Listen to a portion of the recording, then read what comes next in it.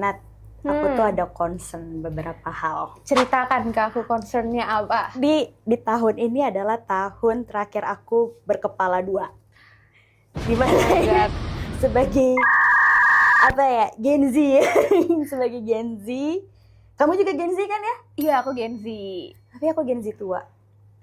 Itu aku concern kayak, kita mengalami hal yang sama nggak sih sebagai sesama Gen Z gitu? Wait Kak, sebelum kita ngomongin soal yang hal sama atau kayak gimana gitu, kita tuh waktu pertama kali ketemu, kamu tuh baru mau lulus kuliah kan? Atau udah lulus waktu itu? Baru lulus. Baru lulus. Iya. Kamu baru lulus, aku masih skripsian waktu itu. Itu berarti udah hampir Ya 4 tahun 6 tahun 6 yang tahun lalu. ya? Oh iya, 2020. Betul. Pas lagi Covid. Oh iya, Allah. Aku masih 21 tahun waktu itu. Iya bener-bener. Aku sudah 22, 23 itu pertama kali. Makanya aku tuh gak kepikiran. Maksudnya di era itu tuh aku gak kepikiran, wah ternyata tuh Time flies. iya, perjalanan tuh tanpa kita sadarin ya udah berjalan secepat itu. Dan sekarang aku tiba-tiba aku tahun ini 29. Aku 27.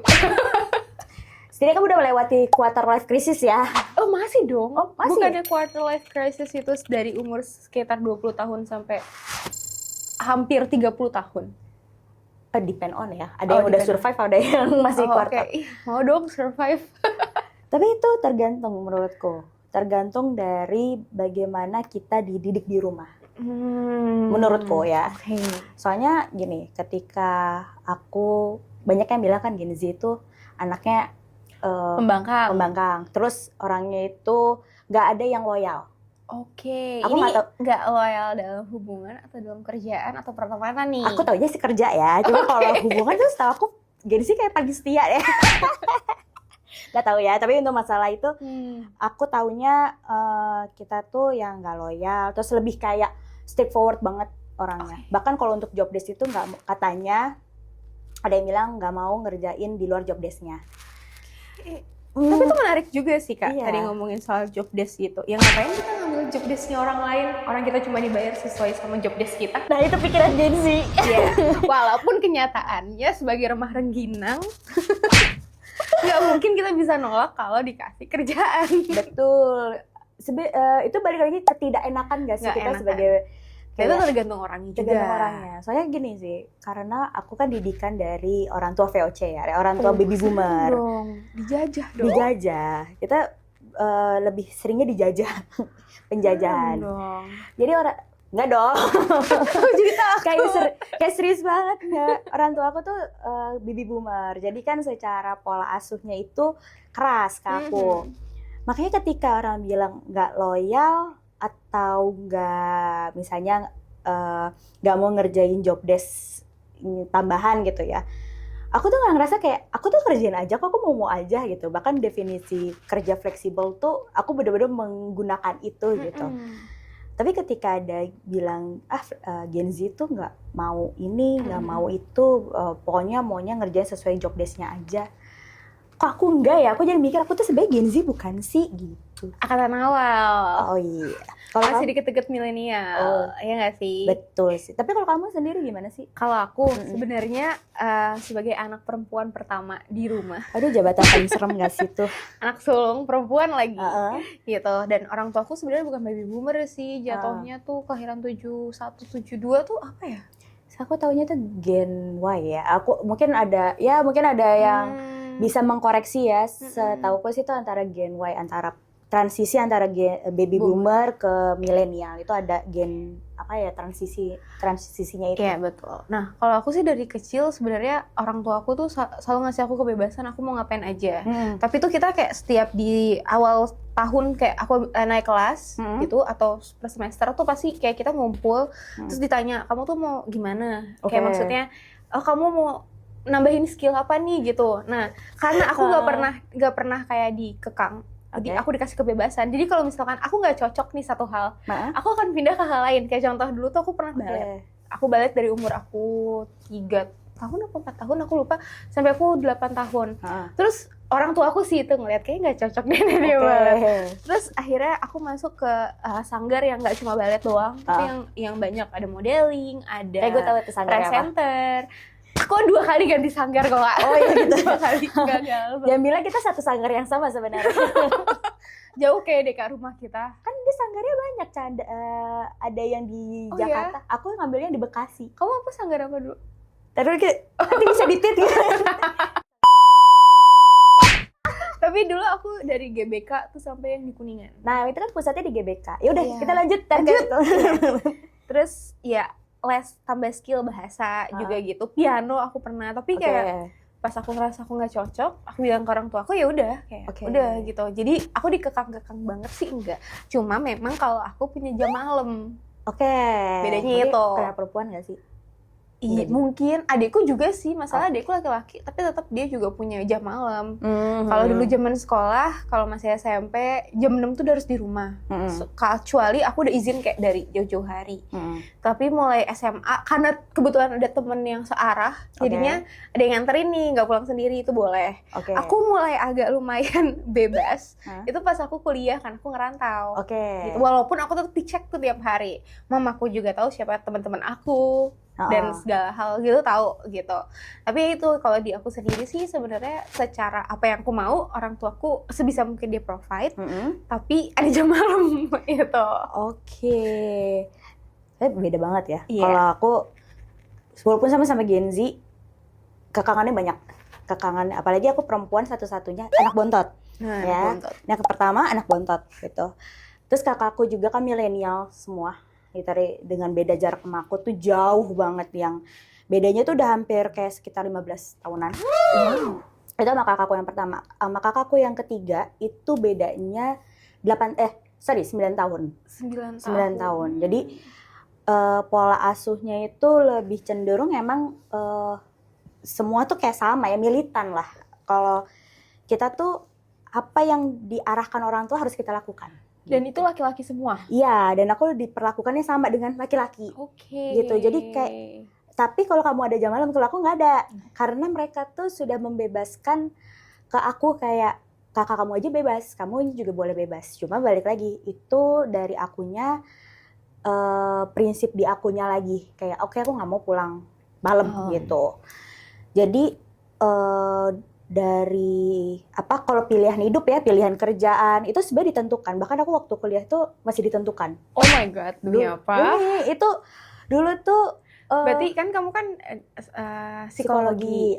Dan itu sebenarnya kamu bukan dari hati kamu pengen ngambil psikologi. Aku tuh pengen banget perfilman sebenarnya dulu tuh. Pengen, cuma karena dulu tuh larangan keras banget dari orang tua aku untuk di perfilman gitu.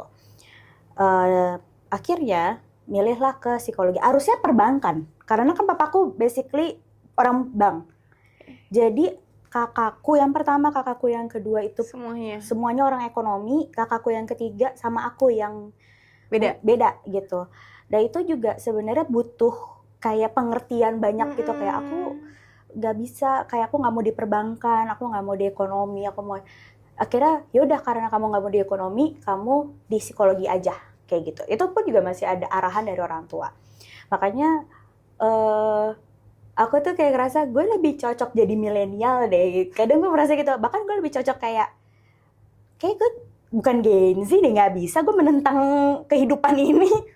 Kayak orang-orang kan, dan selalu pesan dari orang tua aku adalah, kamu selalu ikutin apa kata atasan. Atasan mau apa kamu ikutin, karena itu adalah proses kamu belajar. Agak serem ya, otoriter sekali. Otoriter. Tapi di situ akhirnya aku juga ternyata karena aku hidup dari 3 zaman sebenarnya. Bapak ibuku boomer, kakak akuku milenial, dan aku di Gen Z. Jadinya aku tuh kayak ternyata karakter-karakter dari setiap generasi itu ternyata beda-beda. Dan di situ yang aku ngelihatnya adalah ternyata unik ya manusia tuh. Kayak aku yang, maksudnya kita nggak dibilang pembangkang ya, aku memilih punya, aduh ini nggak cocok sama aku merasa nggak cocok, kayak mungkin kamu tadi nggak cocok di balet, terus pengen kayak yang lain gitu kan. Itu bentuknya adalah kamu pengen proses diri untuk mencari apa sih yang cocok sama aku gitu.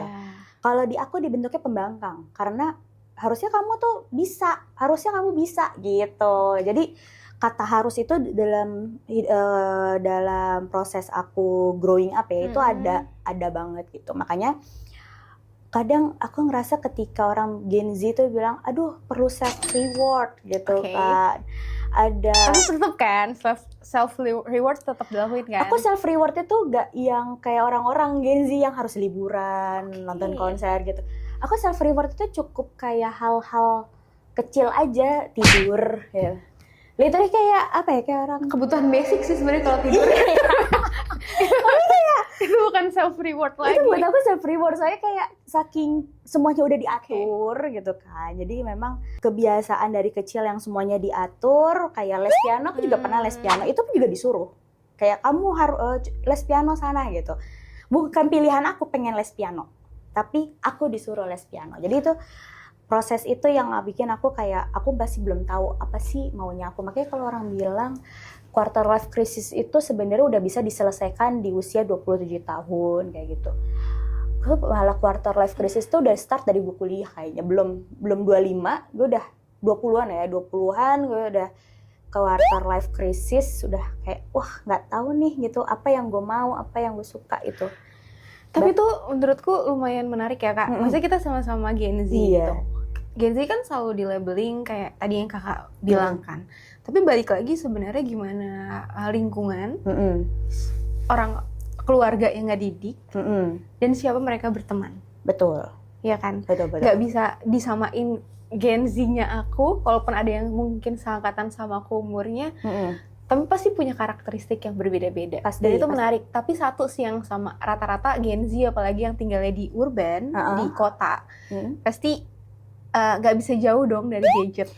Itu udah pasti. Tapi satu hal yang aku sangat salut sama Gen Z, masih di bawah aku ya. Mereka tuh untuk namanya bikin konten tuh aktif. Sedangkan aku karena sudah terinfluence dengan baby boomer, dengan milenial, rasanya aku bikin konten tuh adalah hal yang melelahkan. Aku nggak tahu apakah semua anak Gen Z ada yang kayak aku juga gitu ya. Cuma aku tuh cukup salut dengan Gen Z tuh masih punya tenaga untuk ngedit, untuk bikin konten. Kayak aku tuh, walaupun aku kerja di digital marketing ya, aku tetap nyuruh anak Gen Z. Tim aku yang Gen Z kayak, aku tahu kamu kreatif karena kamu Gen Z. Sedangkan kalau aku mendingan partnership dan kayak paham. Kayak gitu. Yang ketemu orang langsung. Kayak bener-bener tua. Ketemu orang langsung. Sebenarnya itu mungkin balik lagi ya ke karakteristik. Oh iya betul. Kalau kayak aku sendiri, aku pergi, aku ngerekam, abis itu videonya udah cuma di HP. Aku nggak punya waktu, gitu.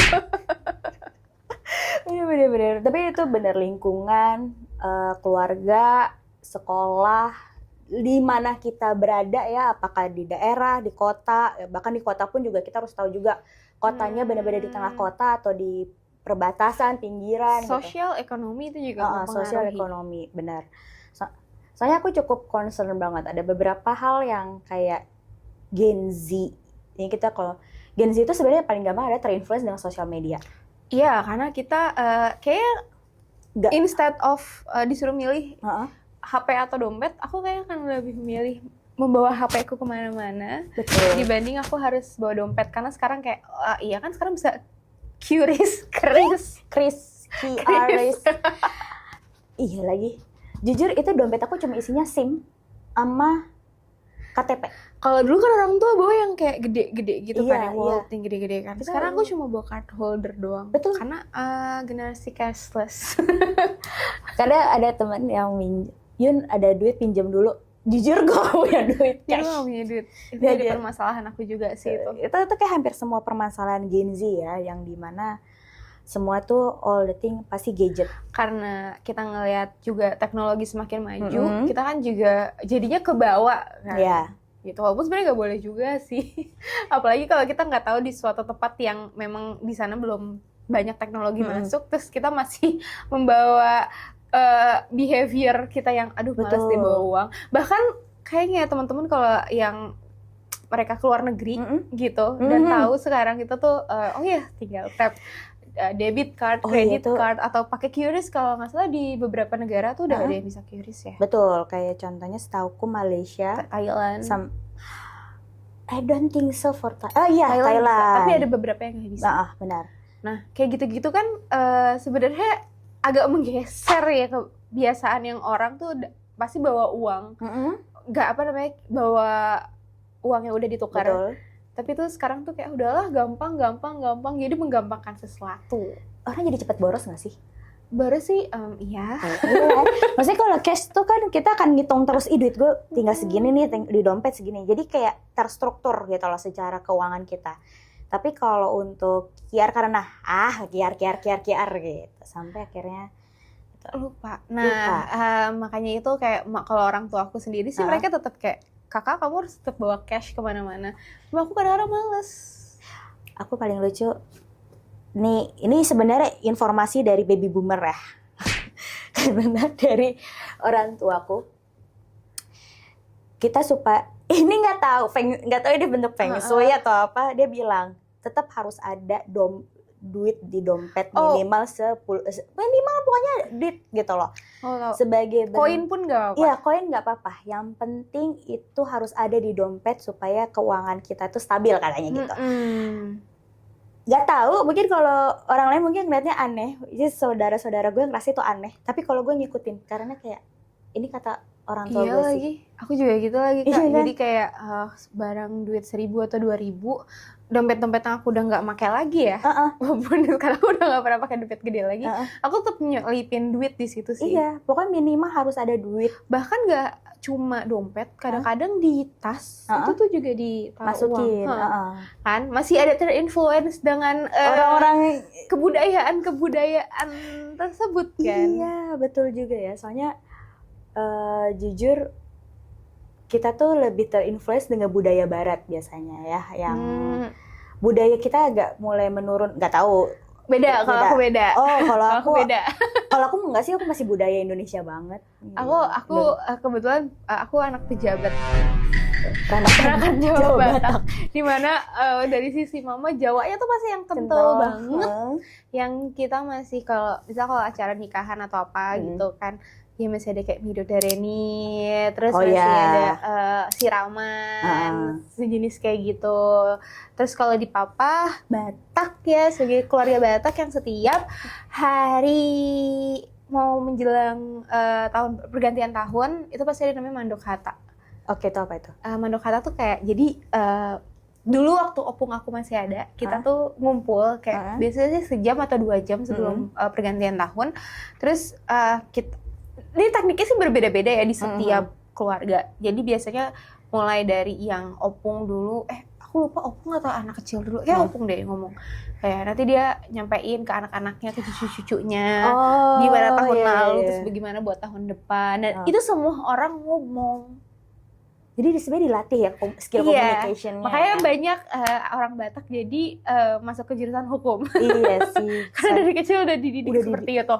Nah itu tuh masih dijalanin. Even opung aku udah nggak ada sekarang pun masih di keluarga kecil ya. Maksudnya dari mama, papa, aku sama adik aku kita masih suka ngelakuin hal tersebut. Nice. Dan di keluarga papa, maksudnya di keluarga mama aku kita budaya Jawanya juga masih lumayan kuat sih kita. Kayak misalkan kita lagi mudik, kita tuh biasanya bawa kayak semacam bunga yang udah dicampur itu buat di beberapa lokasi gitu kayak kita lempar gitu tuh kayak untuk supaya jalan kita tuh lancar. Aku masih melakukan budaya itu. Aku itu masih ya? melakukan itu. Aku jujur udah nggak kalau yang kayak gitu. Cuma kalau untuk kayak bentuk pernikahan atau bahkan untuk tradisi orang meninggal itu masih kita menggunakan budaya kayak 7 harian. 7 harian, 1 tahun, 2 tahun, 3 tahun. Kan ada yang 740, 1000. 740, 100.000. Aku nggak tahu ada 100 sih ada. Ada 100 hari, langsung 1000. Nah, kalau di aku ada budaya 1 tahun, 2 tahun, 3 tahun. Nah, 3 tahun itu kan sebenarnya 1000. Jadi udah tutup sudah 1000 tahun ya sudah langsung lanjut untuk maksudnya balik lagi ke keluarga. Aku masih kayak gitu juga sih sama kayak ya. gitu. Kayak kan aku Jawa abis, tapi nggak yang udah semenjak sebenarnya semenjak nenekku udah meninggal. Kita budaya Jawa itu udah agak luntur gitu. Makanya aku tuh ngerasa kayak wah western abis nih keluarga gitu kan. Kalau di aku masih lumayan kenceng sih, cuma karena dari sisi mama sama papa sekarang udah nggak ada, nenek kakekku, opungku juga udah nggak ada. Tapi bukan berarti kita melupakan budaya tersebut. Oh aku tahu. jawabannya sebenarnya. Karena aku lahir besar dan keluarga mamaku tuh lahir besar tuh di Jakarta. Oke. Jadi kita sudah sangat terinfluence dengan budaya Jakarta yang akhirnya Jawa itu beneran baru kepake kalau acara besar aja. Kayak gitu-gitu. Kalau aku kebetulan mamaku juga lahir besar di Jakarta. Aku juga lahir besar di Jakarta. Tapi karena mbahku memang salah satu orang yang sangat melestarikan budayanya. Mbah aku tuh dalang. Pak. Mbah Hatungku dalang, Mbah Huti aku tuh sinden. Terus kita masih, ya itu gamelan, kayak gitu kita masih ada. Dan selain itu acara-acara sakral seperti pernikahan, pindah rumah, semuanya itu juga kalau bisa memang masih bercampur antara kepercayaan agama dan juga kepercayaan dari kebudayaan-kebudayaan di Jawa. Oke. Itu Gen Z yang sekarang tahu nggak sih kayak gitu-gitu? Kebetulan ya, kayak aku gitu sendiri udah mulai mungkin tahu karena dari kecil ya. Tapi tuh semakin besar kadang tuh mungkin beberapa hal tuh udah nggak dilakuin lagi gitu loh, nggak kayak dulu lagi kayak gitu. Karena sekarang kan zaman udah serba instan ya. Betul. Soalnya nih jujur ya, budaya-budaya yang itu tuh udah cukup hilang di keluargaku. Makanya termasuk sepupuku yang Gen Z ya, kayak aku yakin ponakan-ponakan aku yang Gen Z pun juga udah agak terinfluence dengan dengan itu budaya barat, terus budaya. Jadinya aku melihat memang punya kecenderungan mereka tuh sudah tidak begitu into dengan budaya gitu. Makanya kayak budaya sebenarnya yang paling aku selalu itu adalah budaya untuk respect dengan hormat kepada orang lebih senior gitu. Itu mereka malah menganggapnya senioritas. Gitu. Itu mereka yang tangkap gitu. Termasuk kalau aku kan kayak itu emang bentuk kita sopan dengan orang yang lebih tua atau mungkin sama atasan itu karena memang kita harus menghormati dia, termasuk dia adalah orang yang akan bertanggung jawab dengan kita gitu kan. Tapi ternyata mereka tuh menganggap itu bentuk senioritas. Makanya aku nggak tahu apakah semua Gen Z seperti itu, cuma itu aku yang melihat dari ponakan-ponakan aku yang sekarang Gen Z gitu loh, Gen Z juga. Karena mungkin ya itu balik lagi kan kayak tadi bilang aku sama kamu pun berbeda karena dari latar belakang keluarga, lalu dari mana kita berasal. Betul. Dan di mana kita menempuh pendidikan, siapa kita berteman dan apa yang dilaluin itu kan beda-beda. Jadi memang nggak bisa tuh ngebandingin satu sama lain kayak kok lu lebih, kok dia bisa, gue enggak. Gitu. Sebenarnya nggak masalah sih. Kadang-kadang itu kan buat motivasi diri. Asalkan jangan jadi buat iri dengki. Betul. Tapi aku cuma belajar dari diri aku sendiri ya. Maksudnya aku melihat itu adalah ketika kita ngelihat, kok dia bisa, aku harusnya bisa gitu. Itu jadinya takutnya menekan diri sendiri. Makanya sebenarnya itu nggak harus. Kalau dia bisa, kamu coba pakai jalan kamu sendiri. Nah, kalau aku sih selalu percaya karena start orang tuh beda-beda. Betul. Meskipun ada orang yang lahir sama kayak aku, tapi ngelihat dari berapa ratus background yang berbeda itu, kita nggak bisa disamain dong kayak gitu. Walaupun kita misalnya sama lahir atau privilege yang sama, belum tentu juga kita finishnya juga sama. Tergantung dari bagaimana kita melihat sudut pandang kita sendiri. Makanya sebenarnya Gen Z itu harusnya anak-anaknya tuh lebih pintar karena aksesnya tuh lebih banyak. Iya, walaupun juga memang akses lebih banyak, tapi persaingannya juga lebih ketat. Tapi makanya itu harusnya sebagai orang yang dapat privilege atau kalau startnya lebih awal, itu juga dia harusnya punya proses yang bisa lebih cepat untuk dapat informasinya, dapat mempelajarinya gitu. Apalagi kalau punya privilege. Kalau enggak, gimana? Ya sebenarnya tetap bisa karena akses untuk mendapatkan sebuah informasi itu tuh sekarang lebih gampang, lebih besar. Betul. Dulu tuh kayak di era aku internet itu masih pakai kabelan. Pernah nggak? Kayaknya pernah zaman SD. Kayaknya aku zaman SD. Aku SMP masih nyalain aku SMP tuh mamaku tuh udah kayak punya modem yang ditaruh di laptop. Ada dulu modem. Aku pernah mengalami internet itu dari kabelan, modem, sampai pakai yang dulu tuh ada kayak modem yang wireless ya, yang akhirnya sekarang jadi wifi, ya kan? Itu udah pernah kita alamin. Kita nggak tuh, aku aja. Aku mengalami itu.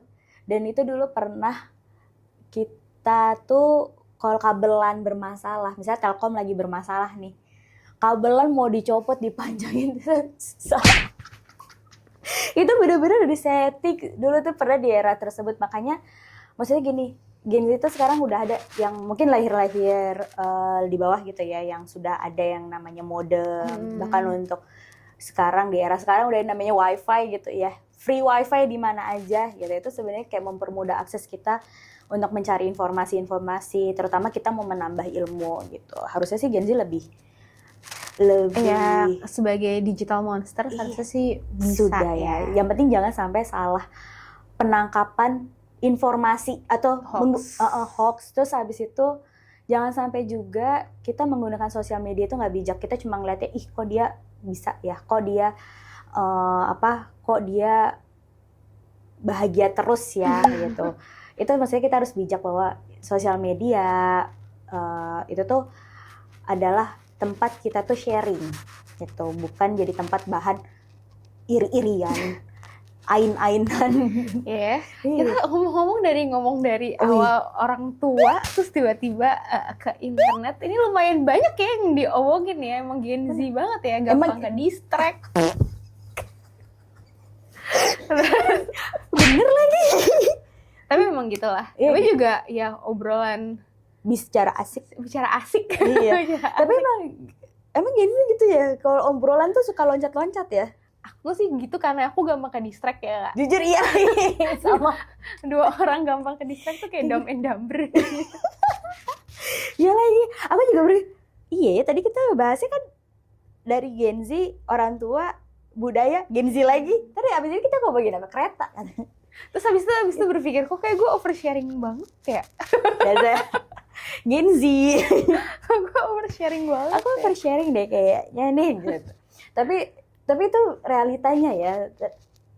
Maksudnya gini. Aku akhirnya kalau kita tuh Gen Z banget itu adalah ketika kita ngobrol. Kalau kita ngobrol sama, maksudnya kayak kakakku, bedanya tuh kan sekitar ya itu 9 tahun, berarti dia milenial. Dia kelahiran 80-an. Itu mereka benar-benar straightforward dengan apa yang dibahas.